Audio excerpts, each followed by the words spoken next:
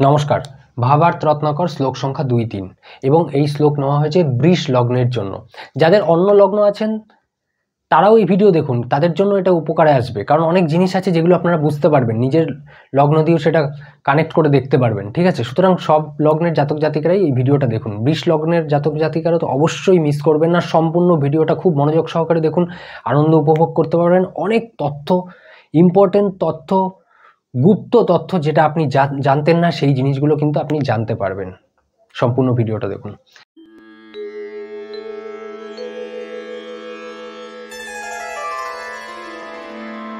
দেখুন এখানে কি বলছে, বৃষভরাক্ষে অপি জাতস্য রাজ্যে রাহুর যদি স্থিতঃ।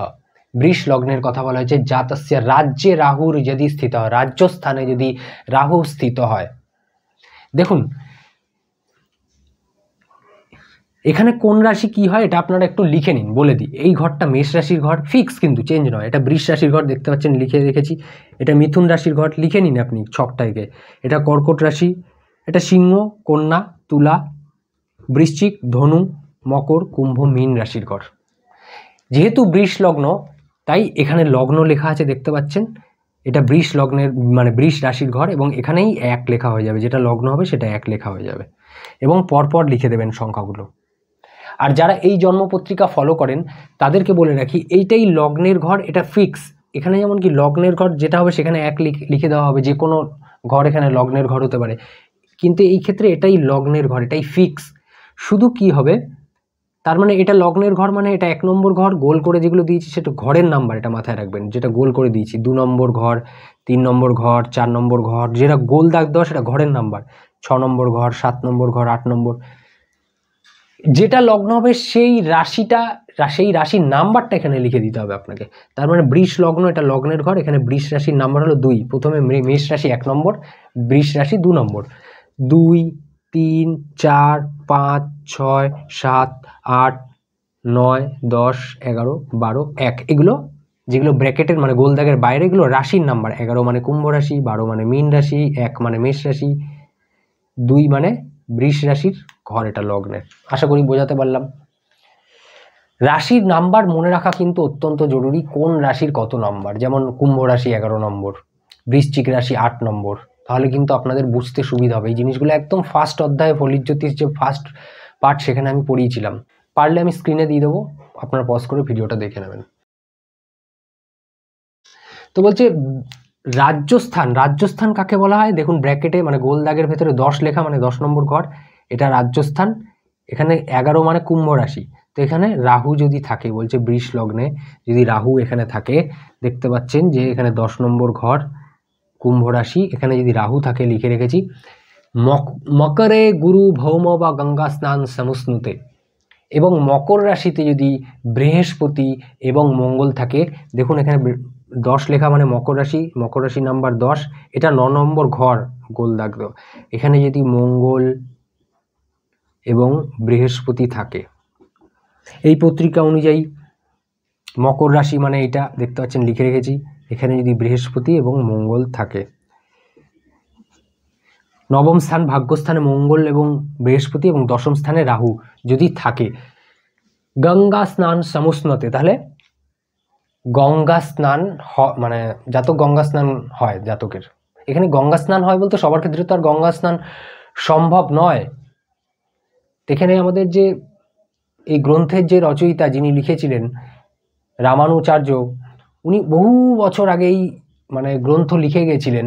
তখন গঙ্গা স্নান বলতে এটাই বোঝানো হয়েছে যে পুণ্য লাভ হয়, তীর্থস্থান যাত্রা হয়, এমন কিছু কাজ করবেন যেটা পুণ্য লাভ হবে, এটাই বুঝিয়েছে গঙ্গা স্নান মানে এটাই। গঙ্গা স্নানে যে পুণ্য লাভ হয় সেটাই আপনার লাভ হবে। কি হলে, যদি রাহু 10ম স্থানে থাকে মানে কুম্ভ রাশিতে থাকে, এবং মঙ্গল এবং বৃহস্পতি 9ম স্থানে ভাগ্যস্থানে থাকে, মকর রাশিতে থাকে। কি করে দেখুন, আমরা জানি যে রাহু নামটা শুনতে যতই যেরকমই হোক, সবাই দেবতা, রাহু, কেতু, শনি, রবি, সবাই দেবতা। আমরা সবাইকে রাহুদেব, শনিদেব, মঙ্গলদেব এগুলো আমরা দেবতা হিসাবে জানি। তো সুতরাং রাহু শনি রাশিতে গেছে, 10ম স্থানে গেছে, এবং মঙ্গল কোন স্থানের অধিপতি, মঙ্গল এখানে 7ম এবং দ্বাদশ স্থানের অধিপতি। এখানে বৃশ্চিক রাশি হয়, আপনারা জানেন, এখানে মেষ রাশি হয়, 7ম এবং দ্বাদশ স্থানের অধিপতি। 1 নম্বর রাশি মেষ, 8 নম্বর রাশি বৃশ্চিক। তাহলে ভোগ স্থানের অধিপতি, এবং দ্বাদশ স্থান থেকে যদি মৃত্যু না দেখেন তাহলে এখান থেকে কি দেখা হয়, মোক্ষ প্রাপ্তি দেখা হয়। এবং বৃহস্পতি নবম এবং একাদশ স্থানের অধিপতি,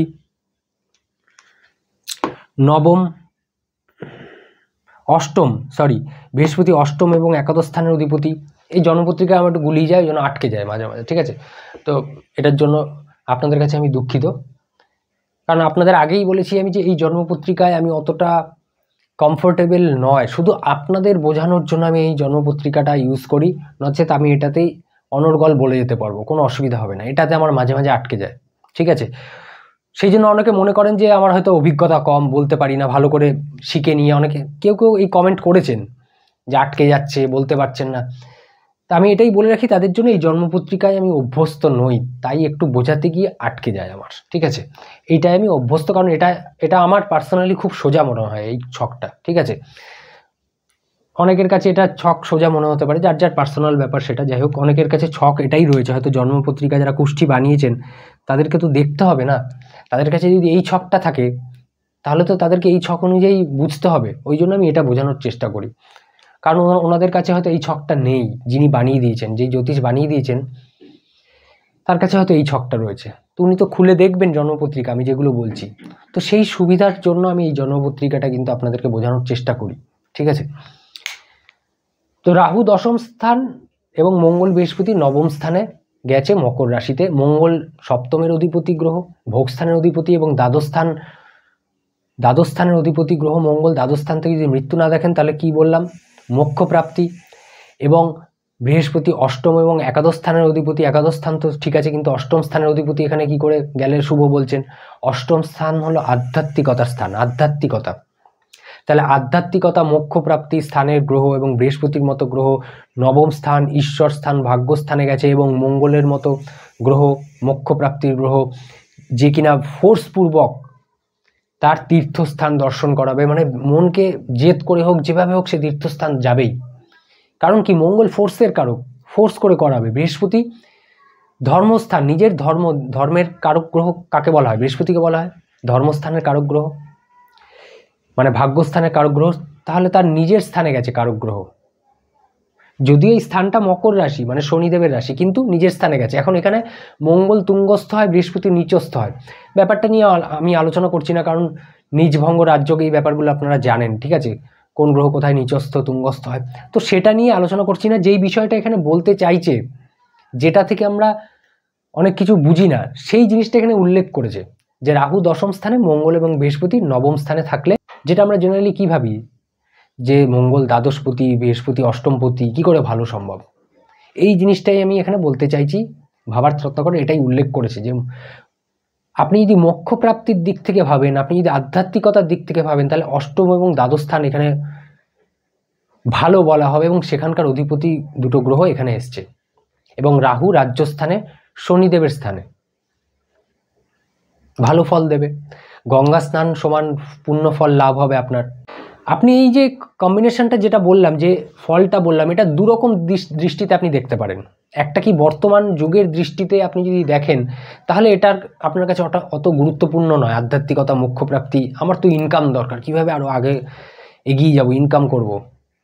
কিন্তু যারা আধ্যাত্মিকতা, পুণ্য লাভ, তীর্থস্থান যাত্রা এগুলো ভালোবাসেন, তাদের জন্য এই কম্বিনেশনটা কিন্তু দারুণ উপকারী। কারণ এই জিনিসগুলো, এই শ্লোকগুলো যখন লেখা হয়েছিল, রামানুজাচার্য যখন লিখে গেছিলেন, তখন বহু মানে কয়েকশো বছর আগেই শ্লোক লেখা। তখনকার সময় টাকা পয়সার দরকার মানুষের খুব একটা ছিল না, তখন ছিল কি মোক্ষ প্রাপ্তি, আধ্যাত্মিকতা, ভগবানের প্রতি ভক্তি, পাপ পুণ্য, এই জিনিসগুলোর প্রতি একটা মানুষের দৃষ্টি ছিল। এখন বর্তমানে তো কিভাবে ইনকাম করব, কিভাবে মানে আরো টাকা চাই, পয়সা চাই, ধন দৌলত, গাড়ি বাড়ি, এইসব চলে এসছে, যার ফলে এই জিনিসটা তাদের জন্য কিন্তু খুব একটা হয়তো ফলপ্রদ নয়। তাদের জন্য ফলপ্রদ যারা আধ্যাত্মিকতা, ভগবান, তীর্থস্থান, পাপ পুণ্য এই জিনিসগুলো মানেন, মোক্ষ প্রাপ্তি, তাদের জন্য এটা খুব যোগপ্রদ হবে। এরপরে কি বলেছে, বৃষভে যায় মানস্যা চতুর্থে যদি চন্দ্রমা, বৃষভ লগ্নের কথাই বলা হয়েছে। চতুর্থে যদি চন্দ্রমা, যদি চতুর্থ স্থানে চন্দ্র থাকে, এখন আপনাদের ফটাফট মনে করে নিতে হবে যে চতুর্থ, এখানে কর্কট রাশি হয়, আপনারা জানেন কর্কট রাশি তৃতীয় পতি, তৃতীয় স্থানের অধিপতি চন্দ্র এখানে চলে এসছে, চতুর্থ স্থানে এসে গেছে। এটা কার রাশি হয়? এটা সিংহ রাশির ঘর, আপনারা জানেন।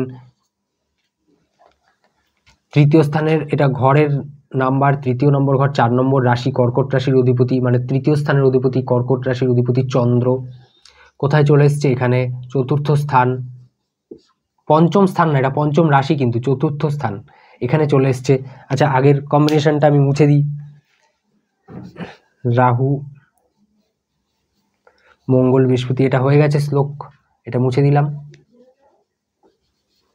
বলছে দ্বিতীয় শ্লোকে বলছে যে চন্দ্র যদি চতুর্থে থাকে, তাহলে আপনাদের ফটাফট মাইন্ডে এটা আনতে হবে চন্দ্র কোন ঘরের অধিপতি? তৃতীয় স্থানের অধিপতি, অশুভ স্থানের অধিপতি, পরাক্রম স্থানের অধিপতি। কোথায় গেছে? চতুর্থ স্থানে গেছে। কার রাশিতে গেছে? সিংহ রাশিতে গেছে, রবির রাশিতে গেছে, মিত্র রাশিতে গেছে। চতুর্থ স্থান কেন্দ্রস্থান, শুভ স্থান, এটা মানে 6, 8, 12 মতো নয়। এই জিনিসগুলো আপনাদের মাথায় চট করে চলে আসার কথা যারা আমার ভিডিও প্রতিনিয়ত দেখেন। তাহলে যখনই এরকম হবে, চন্দ্র তৃতীয় স্থানের অধিপতি চতুর্থে আসবে এবং এখানে পঞ্চম রাশি মানে সিংহ রাশি, স্থির রাশি, তার মানে জাতক মানসিক দিক থেকে কতটা বলবান হবে বুঝতে পারছেন। দেখুন, আমি যে ফলিত জ্যোতিষ পাঠগুলো পড়াচ্ছি সেখানে আমি বলেছি যে তৃতীয় পতি চতুর্থ স্থানে থাকলে কি হয়, সেই পাঠটা দেখে নেবেন, ঠিক আছে? তাহলে আপনারা বুঝতে পারবেন। দরকার হলে আমি ডেসক্রিপশানে আমি লিঙ্কটা দিয়ে দেবো, তাহলে আপনারা বুঝতে পারবেন যে ফলটা কেন হচ্ছে। মানে গোড়া থেকে যদি আপনি জিনিসটা বোঝেন মজবুতির সঙ্গে, তাহলে আপনার মাথায় থেকে যাবে জিনিসটা। পারলে নোটও করে নিতে পারেন, ঠিক আছে? এই জন্য আমি বললাম ওই ভিডিওটাও দেখুন, তাহলে আরও ভালো বুঝতে পারবেন, ঠিক আছে? ভুলবেন না। তাহলে চন্দ্র যদি চতুর্থ স্থানে থাকে, তারপরে কি বলছে? বৃষভে যায় মানসের চতুর্থে যদি চন্দ্রমা, চতুর্থ স্থানে যদি চন্দ্রমা থাকে, তারপরে কি বলছে? গুরুনা চ বুধে নাপি বিকশিতা যদি যোগদাহ, বৃহস্পতি এবং বুধের দৃষ্টি যদি চন্দ্রের ওপর পড়ে, তাহলে এটা অত্যন্ত যোগপ্রদ। কোন দিক থেকে যোগপ্রদ? টাকা পয়সা ধনের দিক থেকে যোগপ্রদ। কারণ চন্দ্রকে কিন্তু আমরা টাকা পয়সার দিক থেকে চন্দ্রকেও কিন্তু বিচার করি, কারণ ক্যাশ ইন হ্যান্ড, আমাদের কাছে, আমাদের পকেটে, আমাদের মানি পার্সে, আমাদের সাথে যে টাকা পয়সা থাকে সেটার কারক গ্রহ কিন্তু চন্দ্র। এবং ব্যাংকে যদি আমাদের টাকা না থাকে, তাহলে আমাদের হাতে টাকা পয়সা কোত্থেকে আসবে, তাই না? সেই দিক থেকে চন্দ্র যদি হাতে হাতে টাকা পয়সা থাকে, তার মানে বুঝতে হবে যে ধনবান, মানে যোগপ্রদ, ধনের দিক থেকে যোগপ্রদ ফল দেবে। চন্দ্র যদি বৃষ লগ্নে তৃতীয় পতি পরাক্রম পতি চতুর্থে আসে এবং বুধ এবং বৃহস্পতির দৃষ্টি যদি পড়ে, তাহলে অত্যন্ত যোগপ্রদ ধনের দিক থেকে। আর এই পত্রিকা যখন, এই শ্লোক যখন লেখা হয়েছিল, তখন ব্যাংক তো ছিল না, তখন মানুষের কাছেই টাকা থাকতো। সেই দিক থেকে চন্দ্র বলবান হওয়া অত্যন্ত জরুরি ছিল। বর্তমানেও এটা জরুরি, কারণ আপনার হাতে টাকা পয়সা তখনই থাকবে যখন আপনার ব্যাংকে থাকবে, যেটা আমি বললাম একটু আগে, ঠিক আছে? Cash in hand. তো বৃহস্পতি এখানে থেকেও দৃষ্টি দিতে পারবে, বুধ এখানে থেকেই দৃষ্টি দিতে পারবে, অন্য স্থানে থেকে দৃষ্টি দিতে পারবে না, কারণ বুধের একটাই দৃষ্টি, সপ্তম দৃষ্টি। এখানে চন্দ্র যদি এখানে থাকে চতুর্থ স্থানে, তাহলে বুধের দৃষ্টি কোথার থেকে হবে? 1, 2, 3, 4, 5, 6, 7, এখান থেকে বুধ দৃষ্টি দিতে পারবে, অন্য জায়গা থেকে আর দিতে পারবে না, সপ্তম দৃষ্টি। এবং এখানে যদি বৃহস্পতি থাকে এবং বুধ থাকে, তাহলে বৃহস্পতি তো ধনের কারক গ্রহ, বুধ এখানে তৃতীয় এবং পঞ্চম পতি দেখতে পাচ্ছেন, তৃতীয় এবং পঞ্চম পতি না, দ্বিতীয় এবং পঞ্চম পতি। দ্বিতীয় স্থান মানে ধন স্থানের অধিপতি এবং পঞ্চম স্থানের অধিপতি বুধ, বৃহস্পতি ধন স্থানের কারক গ্রহ। এই দুটো গ্রহের দৃষ্টি যদি পড়ে চন্দ্রের উপর, তাহলে চন্দ্র আরও শুভ হয়ে যাবে, আরও বলবান হয়ে যাবে, আরও যোগপ্রদ হবে। বুধও শুভ হয়ে যাবে। বুধ যদি একা থাকতো বা রবির সাথে থাকতো, তাহলে দৃষ্টিতে কিছু প্রবলেম হয়ে যেত, কারণ অশুভ গ্রহের সাথে থাকলে বুধের দৃষ্টিও অশুভ হয়ে যায়, তাই না? এখন বুধ যদি একা থাকতো বা রবির সাথে থাকতো, সেক্ষেত্রে একটু কমজোর হয়ে যেত। যেহেতু বৃহস্পতির সাথে আছে, তার মানে বৃহস্পতির সাথে থাকার জন্য দৃষ্টিতে অত্যন্ত শুভত্ব এসে গেছে, বুধও শুভ হয়ে গেছে এখানে। এখন বৃহস্পতি এখান থেকেও দৃষ্টি দিতে পারবে, এখান থেকেও পঞ্চম দৃষ্টি দিতে পারবে, আবার অষ্টমে থেকে নবম দৃষ্টি দিতে পারবে, দ্বাদশে থেকে পঞ্চম দৃষ্টি দিতে পারবে বুধ, মানে বৃহস্পতি। কারণ বৃহস্পতির 3টে দৃষ্টি, কিন্তু বুধকে এখানে থেকেই দৃষ্টি দিতে হবে, সপ্তম দৃষ্টি। অনেকে বলবেন যে চন্দ্রকে তো বুধ শত্রু মনে করে, সেক্ষেত্রে বুধের দৃষ্টি যদি চন্দ্রর উপরে পড়ে, তাহলে তো চন্দ্রের অবস্থা খারাপ হয়ে গেল, হালাত খারাপ হয়ে গেল চন্দ্রের। কিন্তু না, শুভ গ্রহের দৃষ্টি সবসময় শুভ হয়, অশুভ গ্রহের দৃষ্টি সবসময় অশুভ হয়, এটাই আমি সবসময় বলে এসছি। তো ভাবার্থ রত্নাকরে এই জিনিসগুলোই তুলে ধরা হয় যেগুলো থেকে আমরা দূরে থাকি, যেগুলো আমরা অন্যরকমভাবে বুঝতে চেষ্টা করি। যেমন আগের অধ্যায়ে বলেছিলাম শনি রবি বা বুধের সাথে থাকলেই যোগপ্রদ ফল দেবে। এখন রবি শনি একসঙ্গে জ্যোতি দেখলেই আমরা ভয় পেয়ে যাই, ভয়ঙ্করভাবে প্যানিক হয়ে যাই। খারাপ, জ্যোতিষের কাছে গেলেও আপনার রবি শনি একসাথে রয়েছে, শত্রু, দুজনের ঘোর শত্রু, খুব খারাপ পরিস্থিতি আপনার জন্মপত্রিকায়। কিন্তু আগের শ্লোকে আপনারা জানলেন যে রবি শনি যদি যুতি করে তাহলেই শনি বেশি যোগপ্রদ হবে, শনি যদি বুধ বা রবির সাথে যুতি করে তাহলেই যোগপ্রদ হবে, কেন্দ্র ত্রিকোণ রাজযোগ তৈরি করতে পারবে। সুতরাং ভাবার্থ রত্নাকর পড়াটা কতটা জরুরি, অত্যন্ত জরুরি আপনারা বুঝতে পারছেন। দেখতে থাকুন, আপনার লগ্ন নিয়েও কিন্তু জন্মপত্রিকা আসবে। এটা বৃষ লগ্ন চলছে, পরবর্তীতে মিথুন লগ্ন, কর্কট লগ্ন, সিংহ লগ্ন থেকে শুরু করে মীন লগ্ন পর্যন্ত পুরো সিরিজটাই আমি কমপ্লিট করব। ভিডিও একটাও মিস করবেন না, সম্পূর্ণ ভিডিও দেখুন এবং ফলিত জ্যোতিষ পার্টটাও দেখবেন। চ্যানেল যদি সাবস্ক্রাইব এখনো না করে থাকেন চ্যানেল সাবস্ক্রাইব করে নেবেন এবং ভিডিও ভালো লাগলে অবশ্যই লাইক করতে কিন্তু ভুলবেন না। দেখা হবে পরের ভিডিওতে। ভালো থাকুন, সুস্থ থাকুন, নমস্কার।